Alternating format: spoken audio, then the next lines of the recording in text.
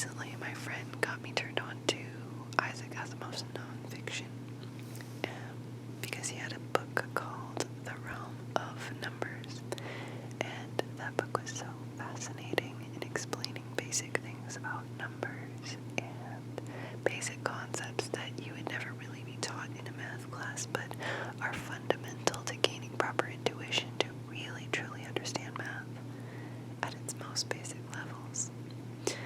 That it's just a wonderful thing to read.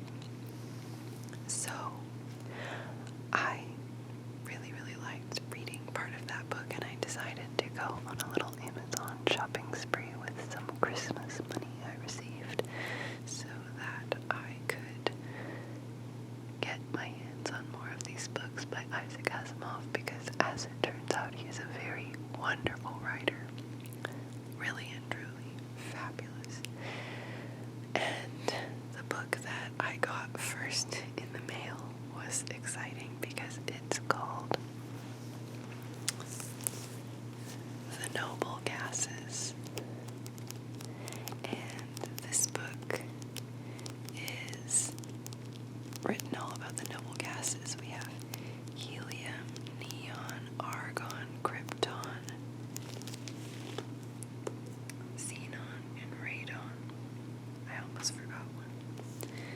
And for me, someone studying chemistry, this is a great, interesting book about how some of our favorite gases with full octets at the end of the periodic table were discovered, because they were very, very hard to discover because they were so non-reactive, and because they were not very reactive, lots and lots of chemical techniques didn't work to find them, because a lot of them operated on the basis that you need to have a chemical reaction in order to find the proportions of something in a gas. And if you don't have that, well, you're going to have weird readings and no one's going to figure them out for sometimes 100 years. And Isaac Asimov is a fabulous educational writer. Like, I have never read a book aside from my Macquarie physical chemistry textbook that was so well written and so reachable that I couldn't stop reading it. He really breaks things down in a way that is accessible, but never condescending. And I take really kindly to that, basically. And in this book, he just goes through every noble gas. It seems to be in chronological order. Chronological order. How do I say it? Chronological order. Chronological order. It tells the story of how these things were found, because a lot of times we have so many things that we learn in textbooks that aren't going to give you that basic intuition or that basic understanding, or actually tell the story about these things and how they came to be. You learn how to use the things and build up concepts, but I feel that it paints a much richer picture in the tapestry of my life when I have tangible things like this that I can take in and really bite into, you know. When I round out the story, everything takes on a more profound meaning, and I love it. And to give you an example, or a few examples of his writing style that I really enjoyed, I've marked a few pages and I just wanted to share it with you and give you some nice little nails on the paper sound. I'm like triggering myself right now because I love this.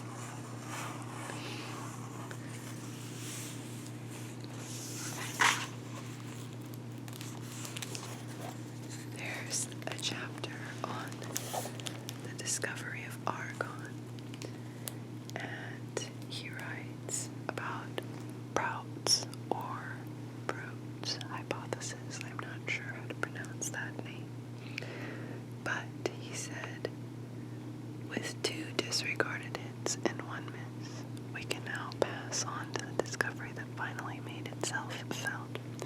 It came about through a line of research that no one could possibly have suspected would yield the results that it did. It was a classic case of scientists looking for one thing and unexpectedly finding another of a much more startling nature.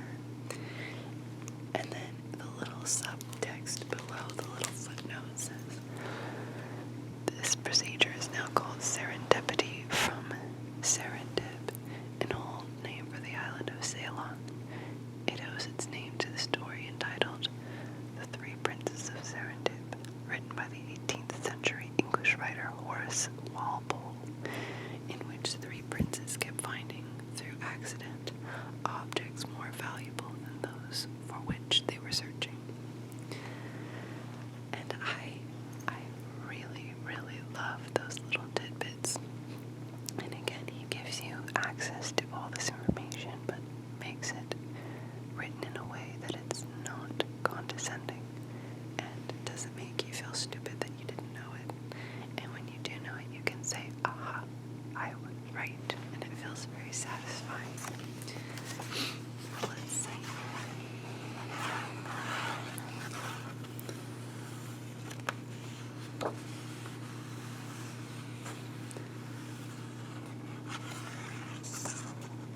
Another entry that I enjoyed in the footnotes was in discussing the discovery of helium, and they used spectroscopic analysis or spectroscopy to find a spectrum for each element. So when there were lines in a spectrum that were not previously seen, you knew there was an element because every atom, every element makes a distinct spectrum. It makes a distinct rainbow of lines that no other atom can produce due to atomic energy levels and all that, but that's getting a little out there. But the cool thing is that because they realized that there were lines in a spectrum they hadn't seen before, they could detect that there was an atom that they had not yet discovered, which is exciting. And they used these spectra to discover helium that had been recorded during a full solar eclipse in India, because spectroscopy had been used for a very long time. And I learned that just from reading this book. But here's another tidbit that he wrote. Something about the unknown lights rang a bell. By March 1895, Ramsay had found the old report by Locklear and had convinced himself that the spectral line of the gas he had obtained from Cleveite was the Janssen-Locklear line found in the sun's spectrum. Ramsay turned to Crookes, the discoverer of thallium, and had an expert in spectroscopic analysis. Crookes agreed with Ramsay's conclusion. It became clear that Locklear's helium, the element of the sun, existed on Earth after all. In honor of Locklear, Ramsay kept the name, though he might without argument have adopted a new name to suit himself. And then Asimov writes a lovely little footnote, which was something, as even a chemist, I had never thought of before. Just little neat things. He wrote, in a way, this is a pity. The ending "ium" is ordinarily reserved for metals, while "on," "in," and "ein" are reserved for non-metals. Helium is a non-metal and should have been called helion. All the other noble gases, like argon, have "on" endings. And that's something I had never noticed before. And even if I had noticed it, I wouldn't have really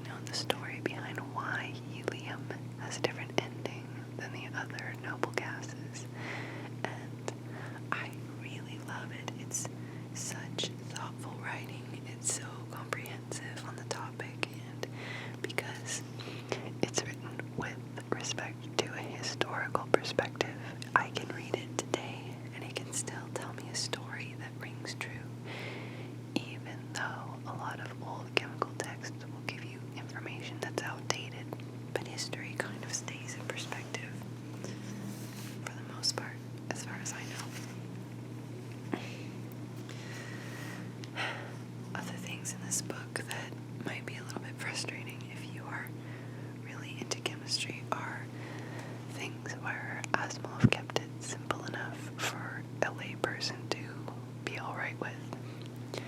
And one such instance is when he's talking about the discovery of other noble gases, including xenon, radon. No, radon wasn't in there, but it was xenon and krypton, and a third one. But he described experiments where they supercooled the air they made, liquid air, and used it in experiments to do fractional distillation. And because of that, they were able to discover these. But here I am sitting as a chemist, hungry for the knowledge of, hey, how did you get the gases that cold? Is it because you applied so much pressure? What kind of tools did you use and instruments to get that point? How did you do it? I want to know, but unfortunately things that are probably a little bit complex in nature and that would require a mathematical understanding are left out of this book a little bit.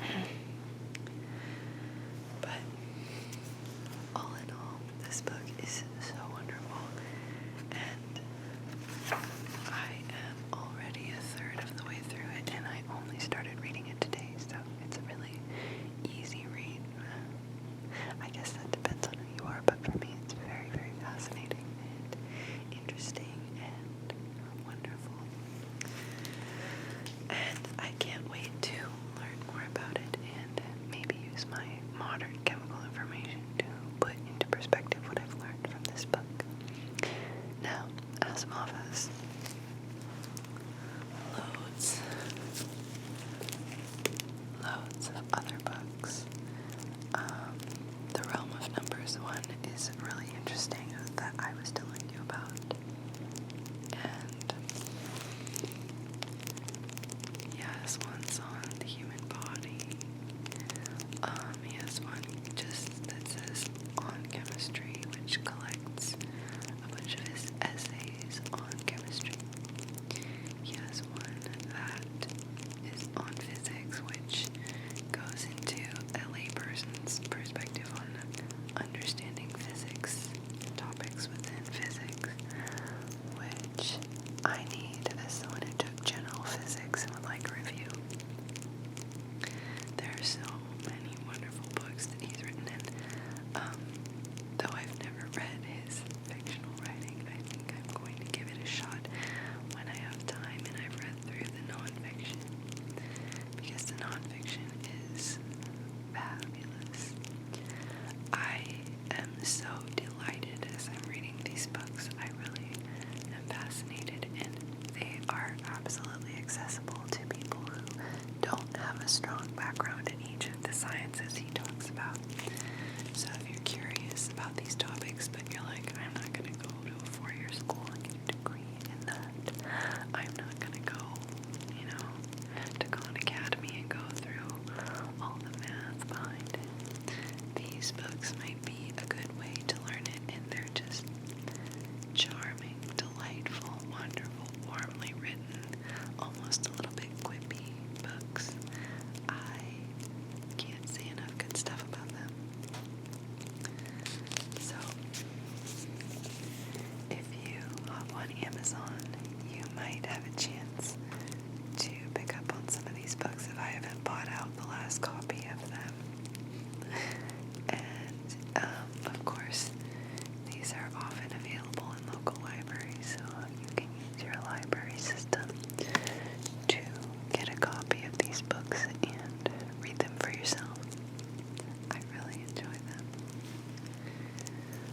One last little tidbit if you didn't catch it. My channel name is Chem Astrid ASMR because it's a play on the word chemistry, which is my field of study. So, if you missed out on that button, wow, too bad for you. But if you watched to the end of this video, you got to learn a secret. But if you fell asleep, maybe you're just going to have to take it in as a subliminal message.